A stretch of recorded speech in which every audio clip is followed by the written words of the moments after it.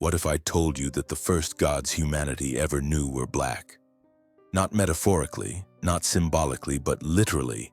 Black in skin, black in spirit, black in the blood of the people who first looked up at the stars and named them divine.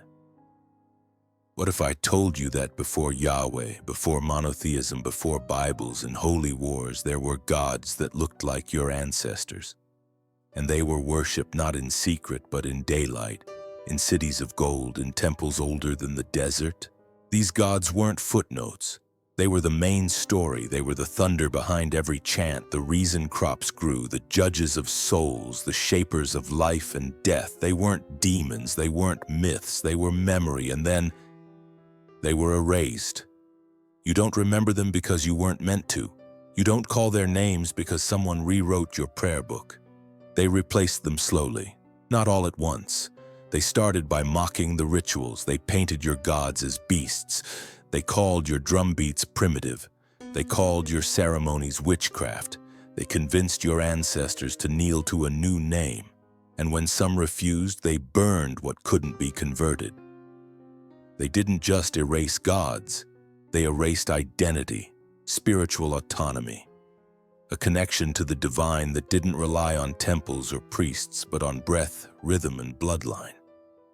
And if you've ever felt like the story you were told about God was missing something, if you've ever sat in a pew and felt empty, like the face staring down from the stained glass windows, didn't know your pain, didn't carry your scars, didn't recognize your skin, it's not your fault. That feeling isn't blasphemy, it's memory. It's the echo of something older than the book in your hand. It's the sound of the gods trying to speak to you again. You were taught to look up for God. But the first people looked around them. They saw God in the sun, Amun-Ra. They saw God in the resurrection, Osiris. They saw God in balance and truth, Ma'at. They saw God as woman, as mother, as Isis. These gods didn't rule with fear. They didn't demand obedience. They danced, they loved, they guided. They came in visions and dreams through trees and rivers and wind. Their temples were the earth itself. Their holy text was nature. And their worshippers? They were people like you. So why don't you know their names? Why did the divine stop looking like your ancestors the moment colonizers arrived? Why were the gods you were connected to since the beginning of time turned into monsters? You were given a new god and told he was the only one. But long before his name ever echoed across the desert, your people already knew the divine, already spoke it, already lived it. And maybe, just maybe, it's time to remember. Because memory is dangerous. It breaks chains, and your memory is waking up. There are moments when something stirs inside you and you don't know why. A strange feeling when you hear a drum beat. A sudden chill when you see ancient statues with broken noses. A deep longing when you walk through a museum filled with stone gods whose names were buried. You can't explain it, but it's there. A vibration, a whisper in your bones. And that whisper is not new. It's ancient. It's your ancestors reminding you that something sacred was taken from you, something divine. And it's time to remember, you were never disconnected, you were silenced. There's a difference. They told you your history began with slavery. They told you your spirit was saved by ships and crosses. But before that, long before that, you were already speaking to gods. You were already hearing their voices through wind, fire, rivers, and stars. You were already aligned with a universe that didn't need churches or Bibles to be sacred. The spiritual system was in your DNA. It still is. But silence was their weapon, not just the silence of erased names, but the silence within you, convincing you that what you feel is imagination, that your dreams don't matter, that your curiosity is dangerous, that your connection to the unseen must come only through an official doctrine, an approved text, a priest in robes who looks nothing like you. But the gods your ancestors knew didn't need robes or buildings. They were family, they were forces, they were principles, they were memory. They lived in the rhythm of your heartbeat and the warmth of your mother's hands. They were present in birth and mourning and song and story. They were the breath behind every word your grandmother spoke when she closed her eyes and hummed to something no one else could see. This isn't superstition. This isn't fantasy. This is ancestral technology. Spiritual systems designed by people who understood the stars, the elements, the body, and the soul long before anyone else claimed ownership of God. And that technology was disrupted on purpose. But some things can't be destroyed, they only hide. Why do you think you've always felt a pull toward the mysterious? Why do you think the names of ancient gods make your skin react, even if you've never learned them before? Why do you think you've always sensed that something about the way you were taught to pray felt incomplete? That's not confusion, that's remembrance. Your spirit is trying to show you a door. And though the world has done everything in its power to nail it shut, the key has always been inside you. You don't need permission to turn it. You don't need a degree in theology to follow what your soul already knows. The question is not whether the gods still exist. The question is whether you're ready to hear them, and when you do, nothing about the official story will ever feel the same again. Before Yahweh's name ever echoed across mountaintops, before prophets scribbled laws onto stone, before a single commandment was carved in fire and fear, you were already praying. You were already living in a world soaked in spirit. And the gods you prayed to didn't come from foreign tongues. They came from your land, your blood, your breath. They were gods with your face, with names like Ra, Ptah, Sekhmet, Ma'at. These were not idols. These were your first mirrors. The ancient world wasn't void waiting for monotheism to arrive. It was full, brimming with sacred systems that saw no division between body and soul, earth and sky, God and human. The Nile didn't just flow, it spoke. The sun didn't just rise, it ruled. The ancestors didn't just pass, they guided. To live was to participate in a divine dance, a cosmic rhythm where everything had meaning. Your people were masters of this rhythm, and then came the interruption. It didn't start with violence. It started with narratives, with the idea that there was only one true name, one holy land, one chosen people, and everyone else, forgotten, demonized, erased. The gods of the Nile Valley, the spirit systems of Nubia, the cosmologies of Cush and Kemet, they were cast aside as myths, as pagan, as primitive. But how could something so advanced, so complex, so aligned with the stars be primitive? The answer is simple. It was too powerful, too empowering, too self-sufficient. The gods of Africa didn't need priests to speak for them. They didn't require tithes or temples to bless you. They were already inside you. They lived in the way you harvested food, in the way you honored the dead, in the stories you passed from tongue to tongue. They gave you spiritual agency, and that is the one thing empire cannot tolerate. So Yahweh didn't arrive in an empty land. He arrived in a land already holy, already full. And the stories that elevated him did so by silencing what came before, by calling the people of that land wicked, by calling their practices sinful, by casting their gods as devils. Not because they were false, but because they were first.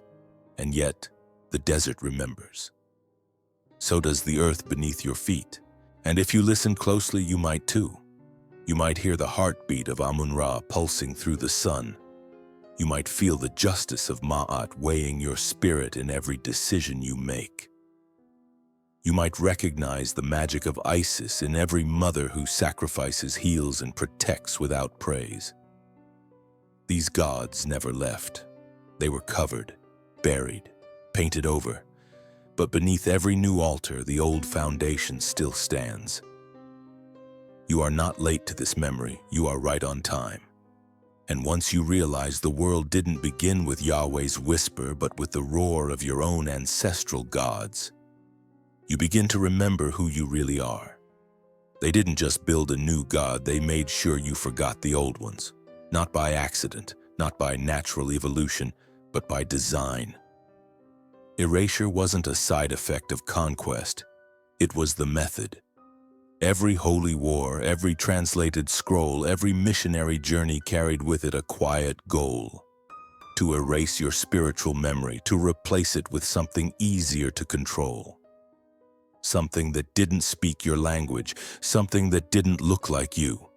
You don't erase gods with hammers, you erase them with stories. They didn't need to destroy every statue of Anubis, they just needed to call him evil. They didn't have to burn every temple of Isis, they just needed to redefine her as a pagan illusion. They didn't have to outlaw Ma'at, they only had to rewrite justice. And little by little, a new theology took root. Not one that honored the cycle of life and death, but one that condemned it.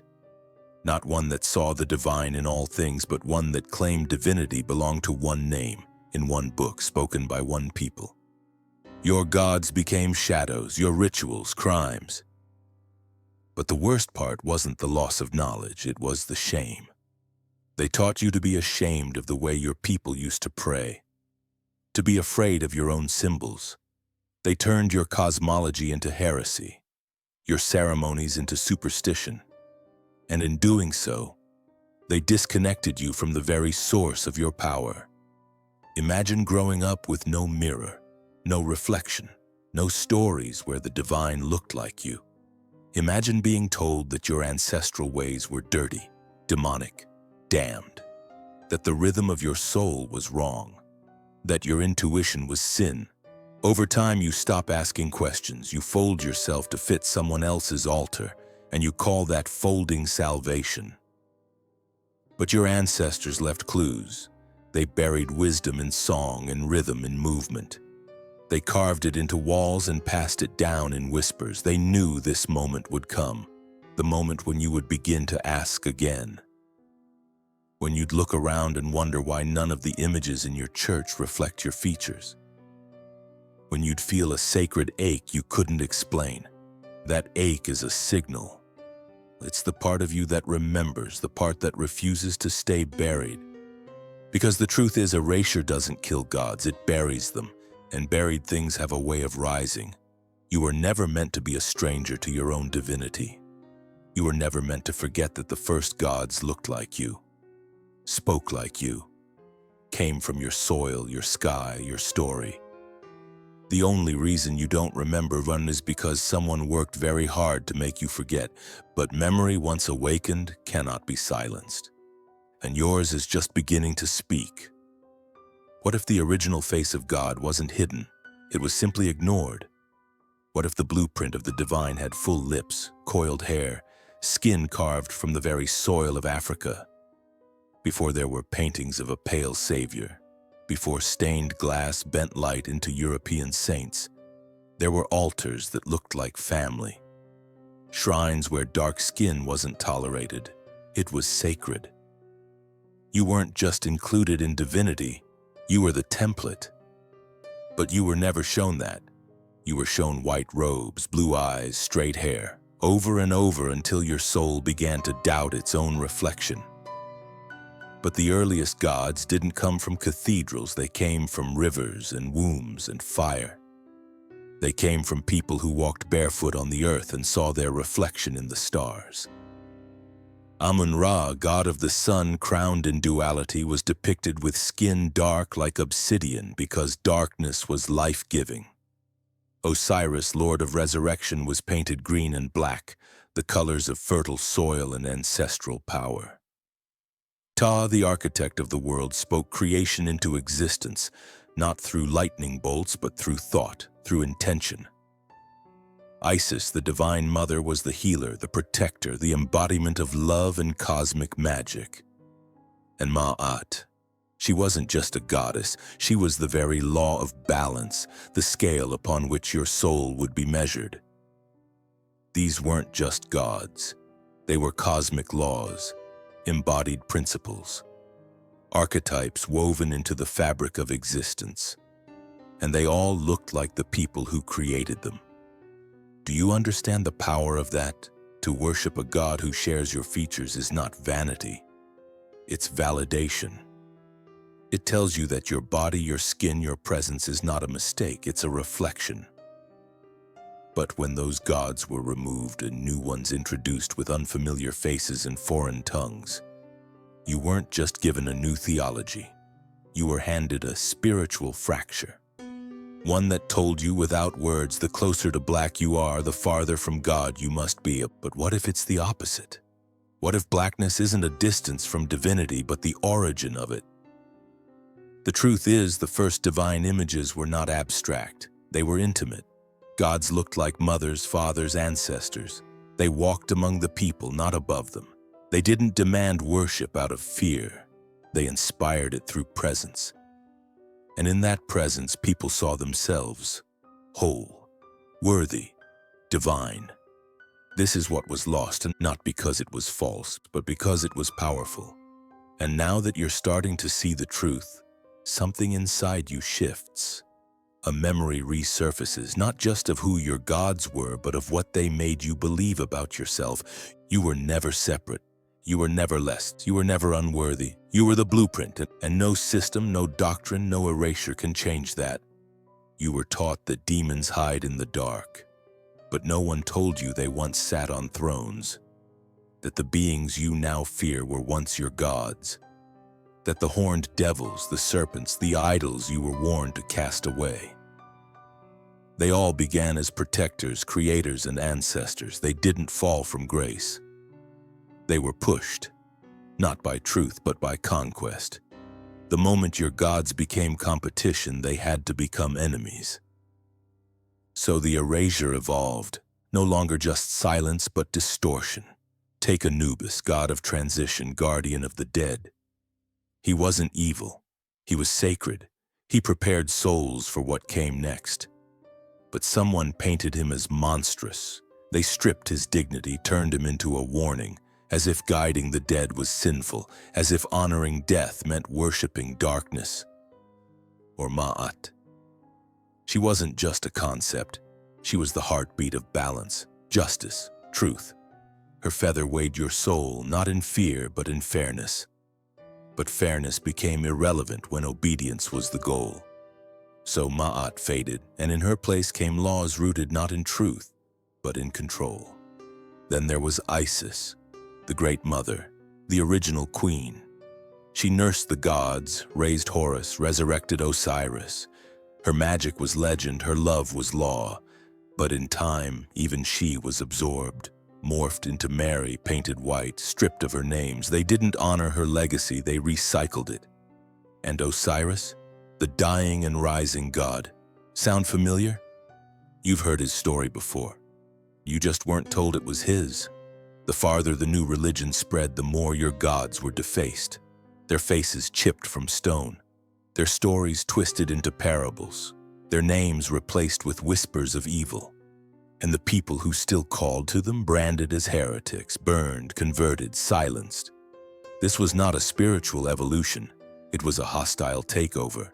And the most dangerous part, you believed it. You began to flinch at your own reflection, to fear your own heritage, to pray to a god who demanded you abandon your grandmother's gods, your grandfather's rituals, your people's power.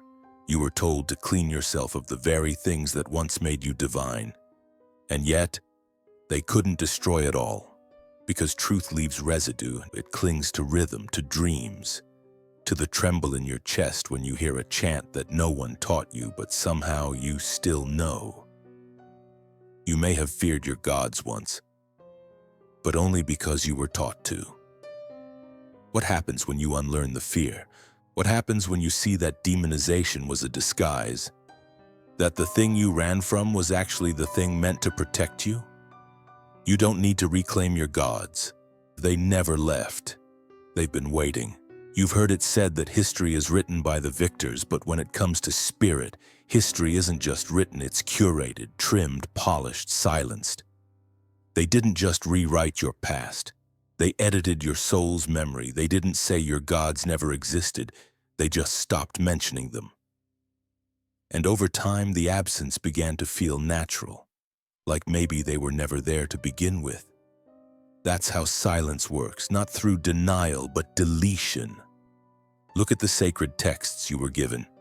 Do they list the names of the gods Yahweh replaced?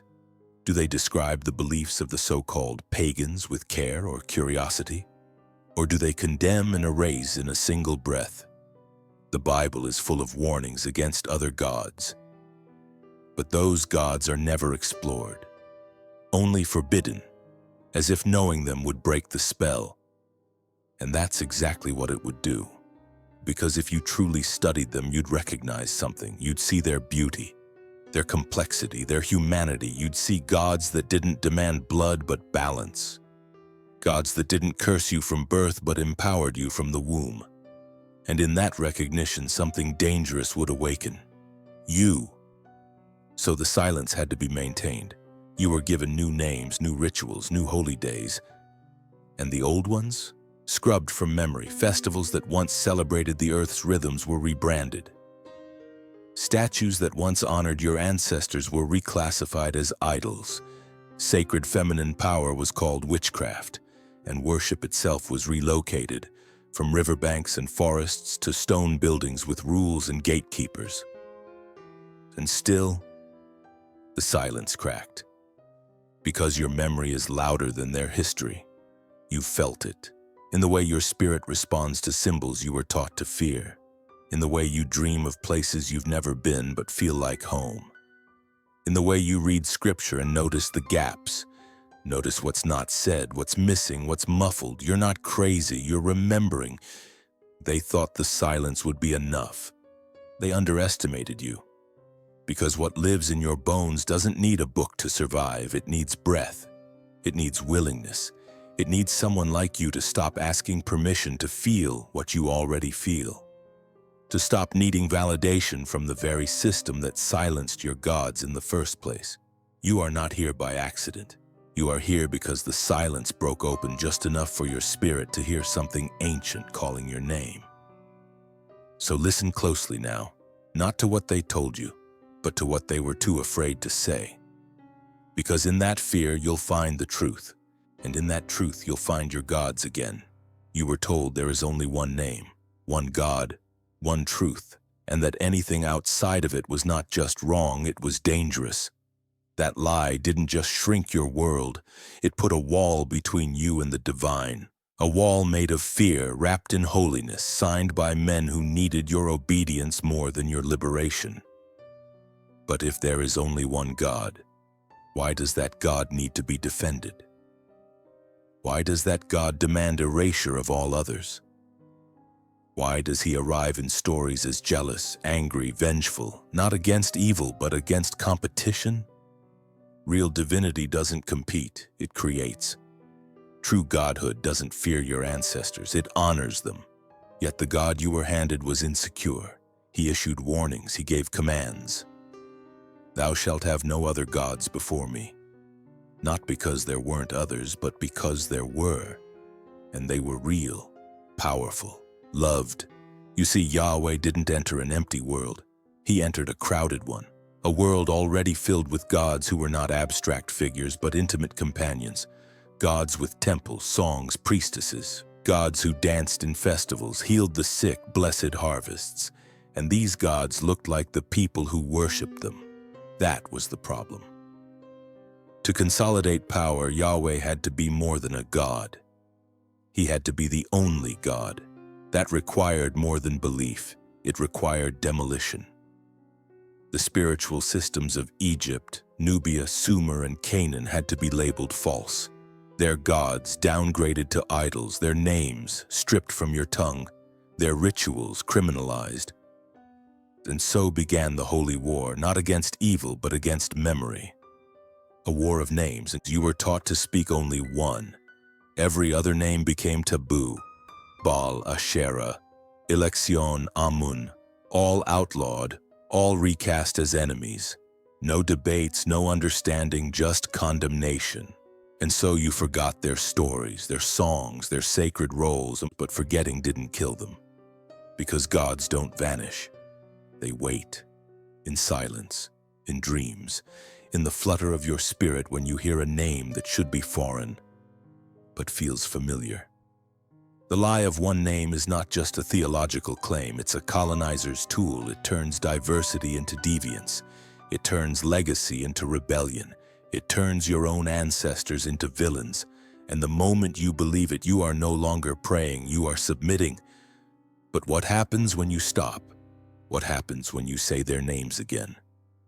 What happens when you realize that the God they gave you was built on top of the gods they took from you?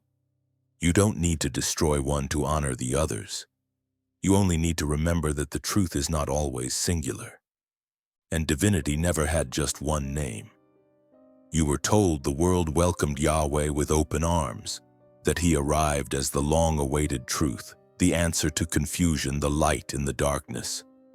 But the truth is, Yahweh was not embraced. He was enforced, and when he arrived, he met resistance. Not from wicked people, not from heretics, but from civilizations who already knew the divine, civilizations with gods of their own, with temples older than his commandments, with rituals that stretched back to the beginning of memory. Canaan, Cush, Kemet, Phoenicia. These lands weren't spiritual voids, they were sacred ecosystems humming with life. They didn't need salvation, they had systems, balanced ones, rooted in nature, celebrated through dance, story, fertility, and death. And when Yahweh appeared, he didn't ask to join them, he demanded they vanish. That's why the Old Testament reads like a conquest manual, not just of land but of belief. Tear down their altars, burn their idols, slaughter their priests. Over and over, this is the language, not because the people were evil, but because they refused to forget, because they clung to gods with names and faces that did not bow. And so Yahweh had to dominate them, through fear, through punishment, through blood. But even as cities fell and temples burned, something deeper remained, a memory. A current, a presence that could not be slaughtered. You can tear down a statue, you can outlaw a prayer, but you cannot kill what lives in the collective soul of a people. That's what the priests didn't understand. That's what the prophets feared. Even in exile, people whispered. Even in captivity, they remembered. Even when they were taught to kneel before a new God, something inside them stayed standing. You inherited that. That resistance is in your bloodstream. That defiance is in your dreams. The refusal to bow to a name you didn't choose. The inner knowing that holiness does not come from conquest. That any God who demands the death of memory is no God at all, but a project of power. They called the gods of the Canaanites demonic. But who judged them? Who recorded their rituals? Who preserved their stories? The very people who sought to erase them. So how can you trust the narrative? How can you trust the version of history written by those who burned the libraries? You can't, and you shouldn't, because the ones who resisted Yahweh weren't lost. They were loyal to a vision of spirit that didn't punish curiosity, that didn't condemn the feminine, that didn't erase the body. They remembered gods who lived among them, not above them. Gods who gave, not just demanded. So now, as you awaken, you don't just reclaim your gods, you reclaim your resistance. You remember that before submission there was sovereignty.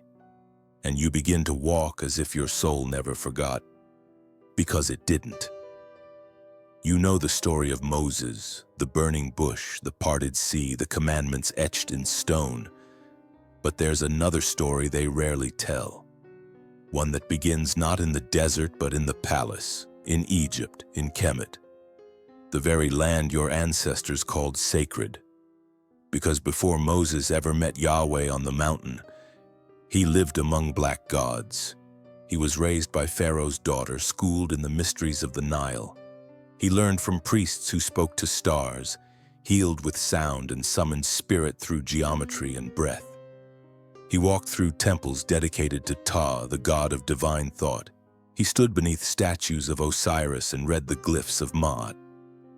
And when he looked around, the face of God was everywhere. In the sunrise, in the body, in the balance of life and death. This was his foundation. And yet, when he returns to his people, the gods of his youth are gone. Replaced, condemned, called false. called enemy. But how does one forget the gods who raised him? You don't. You carry them, which makes you wonder, what did Moses really know? What parts of Kemet's spiritual science made their way into his teachings? Into the laws? Into the rituals that became the spine of a new religion? And more importantly, what parts did he leave out? Maybe he didn't abandon Egypt. Maybe he repackaged it. Maybe the bush didn't speak a new truth but reignited an old one. Maybe Yahweh's fire was lit with knowledge first gathered in sun temples and mystery schools. Maybe monotheism didn't fall from heaven. It rose from soil already planted with spiritual genius. You see, history gets cloudy when power is at stake. They want you to believe the past is clean, Moses good, Egypt bad, Yahweh supreme, the rest demonic. But the lines are never that sharp. The borders of belief are porous, and spiritual truths don't belong to nations. They echo through time, slipping into every system that listens. So ask yourself, why did they strip Moses of his Egyptian past? Why do they ignore the fact that the first prophet of the Bible was nurtured by black gods? Because if you saw the roots clearly, you'd realize something dangerous. That even the story of Yahweh began in the house of your ancestors. That your gods weren't defeated, they were absorbed. That the divine didn't descend from the clouds, it rose from Africa, and once you see it, you can't unsee it. You begin to question every sanitized version of Scripture. You begin to listen between the lines. You begin to suspect that Moses didn't find God on a mountain. He remembered him. And what if that memory is still accessible? Not in a burning bush, but in you. They told you the Bible was the beginning, that it was the first word, the only map, the original source of divine truth. But what they didn't tell you, what they hoped you'd never ask, is that the Bible wasn't written in isolation. It was built on top of something, layered over someone, etched onto a foundation that had already existed for thousands of years. And beneath its pages, your gods are still breathing. You have to look closely, read slowly. The language changes, but the echoes remain. In Genesis, you find a flood. But long before Noah, there was Utnapishtim of the Epic of Gilgamesh. Long before that, the Nile civilizations told stories of sacred deluge. In the Garden of Eden, you find a tree of knowledge and a serpent. But Kemet knew this symbol already. The serpent wasn't evil, it was wisdom, protection, power. It crowned pharaohs, coiled around cosmic truths. Only later did it become a lie, and you were told the Bible was sacred. But no one told you it was edited, compiled, translated across empires with agendas. You never saw the red ink crossing out names, the flames that consumed other scrolls, the meetings where men decided which books made it in and which would be buried beneath history. Because some truths were too loud, too raw, too African. Some gods refused to disappear. Take Asherah, once called the Queen of Heaven. She stood beside Yahweh in early worship, a divine feminine presence. Then suddenly, gone, scrubbed, her symbols labeled pagan, her altars destroyed. But you still feel her, don't you? In every woman who carries both softness and fire, in every moment of intuition that logic can't explain. They tried to delete her, but they didn't succeed. Then there's El, Father of Gods, the name behind Israel itself, forgotten behind newer titles but still lingering in the syllables, still alive in the breath of prophets who didn't realize they were echoing older chants. What if I told you the Bible isn't a closed book, but a palimpsest? A recycled manuscript, written over stories they hoped you'd forget? And what if every divine image, every law, every parable is just a veil, layered over something darker, deeper, and more divine? You don't have to burn the Bible to see the truth. You only have to read it with new eyes. Eyes that remember. Eyes that were told never to look too long at what was beneath. Because what's beneath is yours. And it's not lost, it's waiting. Every time you question a verse that doesn't sit right, every time you wonder why so many women vanish from the story, every time a line feels hollow where it should be holy, you are brushing against something ancient, something buried, something black. And when you dig, you don't just find your gods, you find yourself. You've seen the paintings, the golden-haired angels, the porcelain-skinned Jesus, the stern, bearded God floating above the clouds with a finger of judgment and eyes of ice. These images were not born in truth. They were crafted, designed, commissioned, not by divine instruction, but by empire. And in that crafting, something was stolen, not just from history, from you. They colonized the image of God, and when they did that, they colonized your imagination. Because when a people can no longer see themselves in the divine, they begin to doubt they were ever divine at all. That's the danger. That's the brilliance of the lie. Before the Renaissance, there was no universal image of God, no standard white robe, no flowing brown hair. Artists painted gods in their image. Africans painted black gods. Indians painted gods with blue skin, many arms. Greeks carved gods that resembled their philosophers and kings. But then came Europe's conquest, not just of land, but of spirit. And with it came a new god, not just in name, but in form.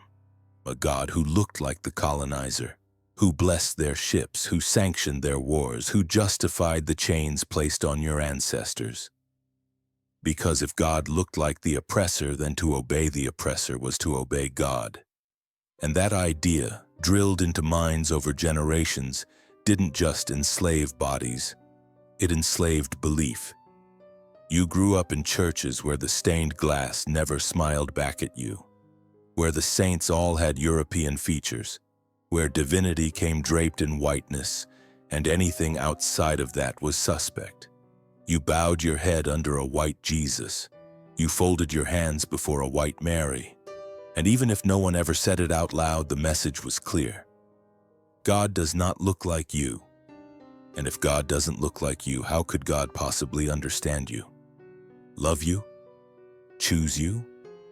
But here's what they didn't expect: that the image would crack, that the mask would peel, that you would begin to ask why the god of Middle Eastern deserts looked like an Italian aristocrat, that you'd remember the gods who looked like your grandfather, your mother, you, because the divine does not belong to any one face, and the oldest faces of God were black. Amun-Ra was depicted with dark skin and a crown of two lands. Osiris was painted green and black, not pale and golden. Isis was a mother with deep eyes and braided hair. These weren't just symbols, they were affirmations. They told your people, you are sacred, you are seen, you are part of the cosmos. Then now you're remembering that your reflection was holy long before it was hidden. And the moment you reclaim that image, you begin to see God not above you, not beyond you, but within you. They won't say it outright, they don't have to. Because the message is already buried in your bones. It's in the paintings where holiness always wears white. It's in the stories where darkness means evil. It's in the hymns that ask you to be washed, cleansed, purified, as if you were born stained, as if your melanin needs forgiveness, as if your skin itself is sin. And maybe no one said those exact words. But they didn't have to, because when you bow to a God who never looks like you and sing to angels who never sound like you and read from books where every hero is carved from pale stone, what else are you meant to believe? It's a quiet violence, a sacred gaslighting, a spiritual distortion so subtle that it hides behind stained glass and scripture. And slowly it sinks in. You begin to see your own culture as unworthy, your own symbols as threatening. You question your hair, your voice, your instincts. You start to believe that to draw closer to God, you must erase pieces of yourself. That spirituality means shrinking, silencing, surrendering to a standard you were never meant to fit. This isn't just colonization, it's internal colonization, and it doesn't stop at the body, it creeps into the soul. And it's intentional. Because a person who questions their worth is easier to control. A child who grows up never seeing their likeness in holiness will spend their life seeking approval. They will chase proximity to the dominant image, and in doing so, they will forget the power of their own reflection. But ask yourself, why is darkness always coded as evil? Why is light always good? Why do angels never have braids? Why are demons painted with wide noses, thick lips, untamed hair? Because image is theology. And theology is power. You weren't just removed from the narrative, you were rewritten into the margins as villains, as heathens, as spiritual threats. You were taught that your ancestors worshipped wrong, that their gods were savage, that their rituals were foolish, that their wisdom was devilish, and so you buried them. Not because they weren't sacred, but because you were told they weren't safe. But here's the truth they couldn't erase. God doesn't fear your skin. God doesn't ask you to bleach your history. God never required you to abandon your roots in order to be loved. The gods who came before, the ones with your features, your rhythms, your languages, they didn't demand your erasure. They celebrated your existence. They saw no divide between color and holiness. They knew your skin wasn't a sin, it was scripture, and maybe that's what you're starting to feel now. That your body was never the problem, that the lie was, and when you finally strip that lie away, you don't just see yourself clearly. You see God looking back. They tried to kill the drum, they called it savage. They said it summoned spirits best left buried. They outlawed it, broke it, silenced it. Because they knew something you were never meant to discover. That rhythm is memory. That when your hands strike wood and skin, you're not making music, you're waking up gods. The drum was more than an instrument. It was a language, a heartbeat, a transmitter. Each beat carried messages from the ancestors. Each rhythm echoed a cosmic law. In every village, it wasn't just background sound, it was sacred speech. It told the stories of the land, of the people, of the gods who walked with them. But colonizers didn't hear communication, they heard defiance. So they beat the rhythm out of your people. And when the hands stopped drumming, the tongues stopped chanting. The stories dulled, the prayers grew quiet. But the rhythm didn't die. It went underground. It hid in the shuffle of feet, in the sway of hips, in the hums sung over boiling pots and funeral fires. It slipped into gospel choirs, danced inside blues riffs, disguised itself in jazz, erupted through hip-hop. And though the names changed, the gods never left the beat. You don't just hear rhythm, you feel it. In your chest, in your spine, you feel it during those moments when logic disappears and only pulse remains. That's not random, that's memory. That's spiritual inheritance disguised as sound. And it terrifies the ones who erased your gods, because they can't control what they can't decode. They made your ceremonies illegal. They demonized your dances, they confiscated your drums. But they couldn't unwrite what had already been written into your bones. Even without instruments, the rhythm found you. And when you move to it, really move, you're not just dancing, you're remembering, you're praying, you're aligning, you're saying the names without speaking. Because your body carries what your tongue forgot. This is why they policed your movement. Why they told you to stand still in pews. Why they replaced your chants with hymns imported from cold cathedrals. Why they trained you to worship in whispers and fear. Because stillness is easier to control. Because silence is obedience. But now you know. Now you feel it, and once your body remembers, your spirit follows. This isn't rebellion, it's return. Return to the rhythm that held your gods. Return to the pulse that predates the Bible. Return to the sacred choreography of your people who never needed books to touch the divine, only breath, earth, and beat. So the next time you feel that rhythm rise, don't suppress it, follow it, because where it leads is older than the lie. And your gods are waiting there, arms open, swaying to the rhythm that never stopped. They said the Bible was complete. that everything you ever needed was inside it. But they never told you about the other books, the ones buried, burned, banned. The books that didn't make the cut. The scrolls that told a different story. A wider one. A blacker one. And maybe the reason they were hidden wasn't because they were false, but because they were free. Freeing. You see, scripture wasn't handed down fully formed from heaven. It was chosen, voted on, edited. And with every vote, a choice was made. What truth stays, what truth disappears. So they left out the book of Enoch. In it, angels fall, not because they rebel, but because they love, because they teach, because they bring humans knowledge, astronomy, healing, roots, rituals. But that knowledge was too much, too powerful, too aligned with older spiritual systems that had no place in empire. So Enoch vanished. Not because it was nonsense, but because it echoed something ancient, something African. They left out the Gospel of Thomas, because in it Jesus doesn't preach obedience, he preaches awakening. He says the kingdom of God is within you, not beyond, not in a temple, not behind a pulpit. Within. He tells you to look inward, to know yourself, to become your own temple.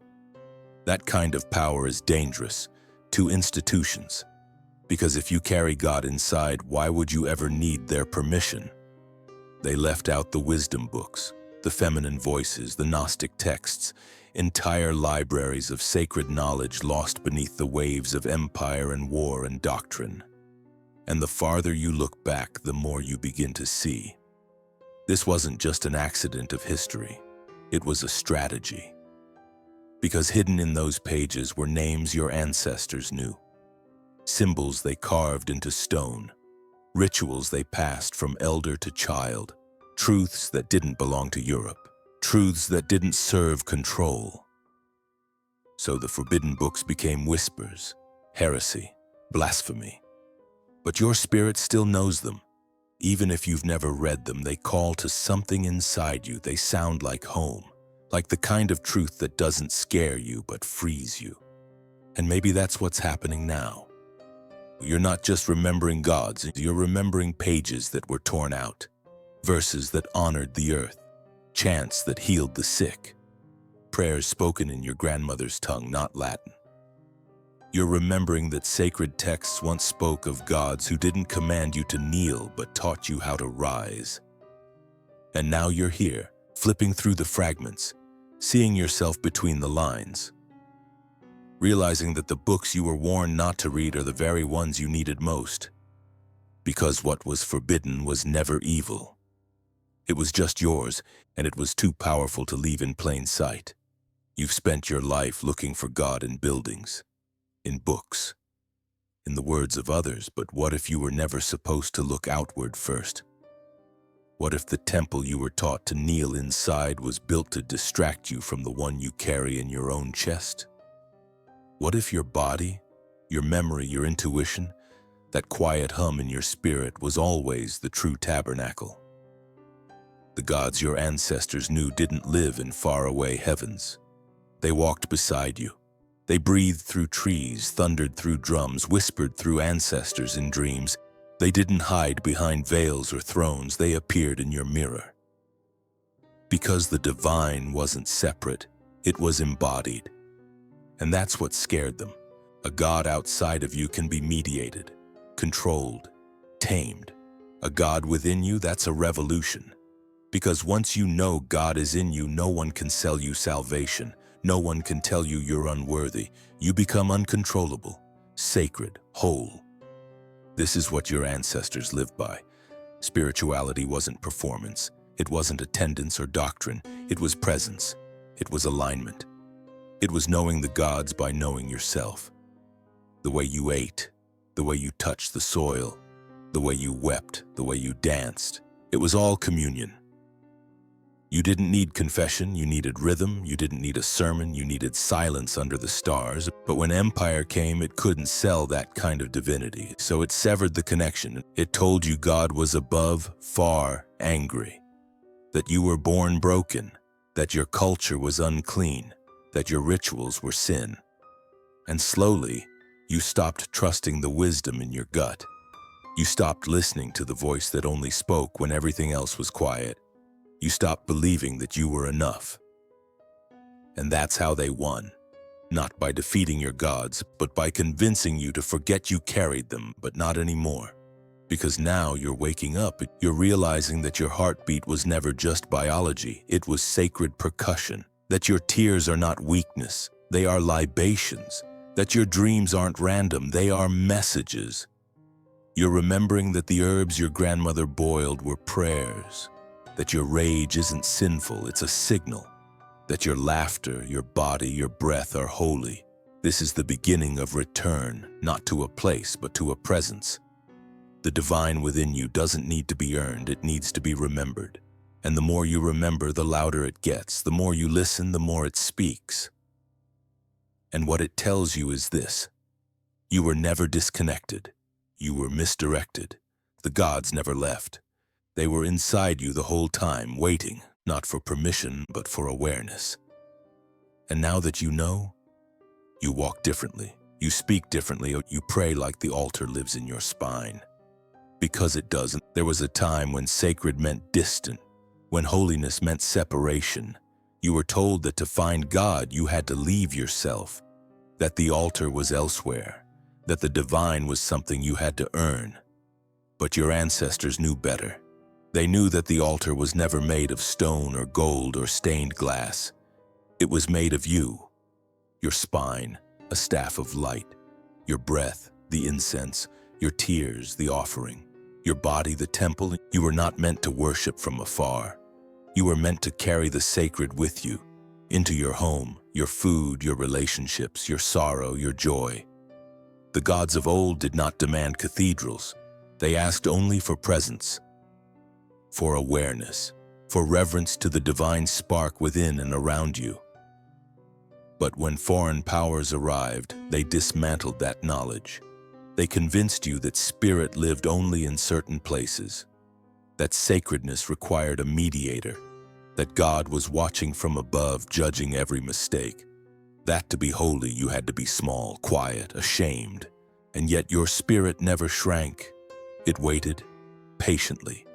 Because deep down, you've always known.